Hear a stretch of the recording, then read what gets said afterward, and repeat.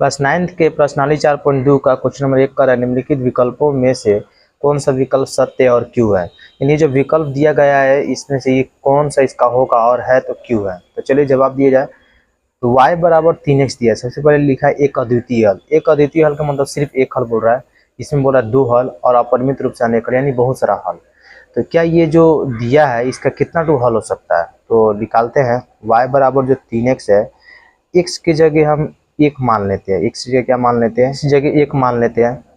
तो 3 गुणे 1 प्लस हो जाएगा 5, यानी 3 कम 3 और 5 3 हो जाएगा 8। x बराबर 1 माने तो y बराबर कितना आ गया 8।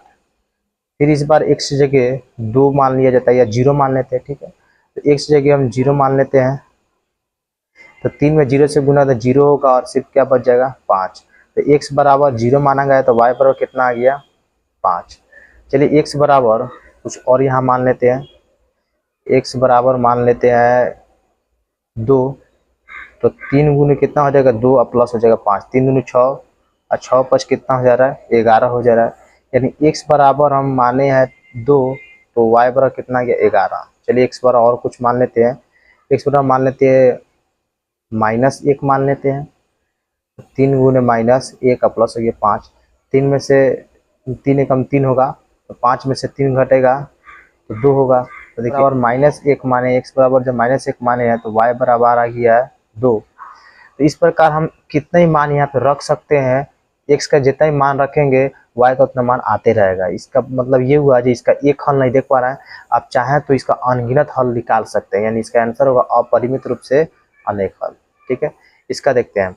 निम्नलिखित समीकरण में से प्रत्येक समीकरण के 4 हल लिखे, यानी इस समीकरण के 4 हल जिस प्रकार ये हम बनाए ना इसी का ऐसे कर करके 4 गो हल निकालना है। चलिए निकाला जाए। तो क्या करते हैं y को इसी प्रकार बराबर की इसी तरफ रहने दे रहे, इसी को वहां भेज देते हैं। तो 7 माइनस हो जाएगा 2x।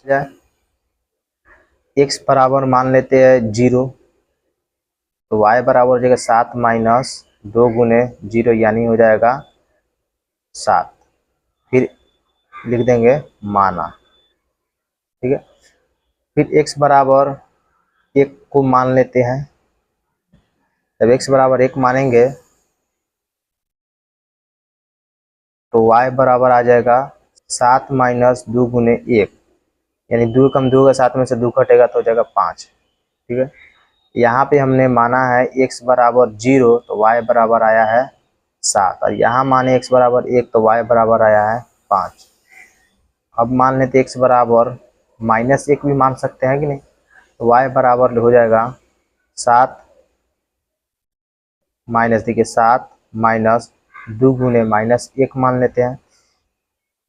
तो 2 1 कम 2 हो जाएगा, माइनस में क्या प्लस, 7 को 2 हो जाएगा 9, यानी x बराबर -1 माने है तो y बराबर आ गया 9। इस प्रकार एक और लिख सकते हैं हम। x बराबर मान लेते हैं -2, तो y बराबर हो जाएगा 7 माइनस 2 गुने -2, यानी 2 दूनी होंगे 4, माइनस में क्या हो जाएगा प्लस। तो 7 गो और 4 गो हो जाएगा 11 गो, यानी x बराबर -2 माने हैं तो y बराबर आ गया 11। तो इस प्रकार 1 2 3 और 4 हल हो गया। और उसका चलिए 2 नंबर बनाते हैं। y को इसी तरह रहने देते हैं, 9 को उधर पाई x को उधर भेज देते हैं, 9 माइनस हो जाएगा पाई x। तो x के जगह मान लेते हैं यहाँ पर 0 माना, ठीक है। तो y बराबर हो जाए 9 माइनस पाई गुने 0, यानी सीधा आएगा 9। तो देखिए 0 माने तो कितना आया 9 आया। उसी प्रकार अब x बराबर फिर से 1 मान लेते हैं।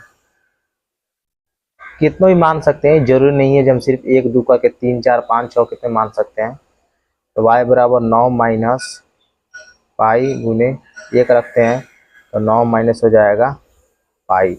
यहाँ लिखेंगे x बराबर 1 माने तो y बराबर आया 9 माइनस पाई, ठीक है। x बराबर -1 भी तो मान सकते हैं, -1 माना तो y बराबर आ जाएगा 9 माइनस 9 हो गया, माइनस हो गया पाई, और यहाँ पे लिख देते हैं -1। तो आ जाएगा 9 प्लस हो जाएगा पाई, माइनस में क्या होता है प्लस होता है। देखिए तो x बराबर माना गया है -1, तो y बराबर आया है 9 + पाई। इसी प्रकार x बराबर 2 मान लेते हैं, तो y बराबर आ जाएगा 9 माइनस पाई गुने 2, आ जाएगा 9 माइनस 2 पाई। या लिखेंगे x बराबर 2 माना गया है, तो y बराबर है 9 माइनस 2 पाई। देखिए इसका भी 1 2 3 और ये 4 को हल आ गया। इस प्रकार ये 3 नंबर का ये बनाएंगे, इसी प्रकार बनेगा x बराबर 4y, फिर y बराबर मान लेते हैं 0, तो x बराबर आ जाएगा में 0, यानी आ गया 0। देखिए तो x बराबर 0 माने तो y बराबर क्या आया, 0 ही आया। y बराबर यहाँ मान लेते 1, तो x बराबर आ जाएगा 4 गुने 1 तो हो जाएगा 4 कम 4। तो सबसे पहले x लिखा जाता है, उसके बाद y लिखा जाता है। x बराबर 4, y बराबर 1।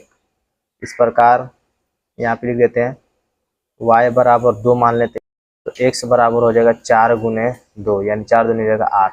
2 माने तो कितना आ गया, 8 आ गया। फिर y बराबर -1 भी तो मान सकते हैं ना, तो x बराबर हो जाएगा 4 गुने -1, यानी हो जाएगा -4। -1 माने तो आ गया -4। तो 4 को हल इसका भी हो गया। आशा करता आपको समझ में आ रहा होगा। इसी प्रकार सब बने रहते। अब अगले वीडियो में क्वेश्चन नंबर 3 को सॉल्व करेंगे, इसके आगे वाला क्वेश्चन भी सॉल्व करेंगे।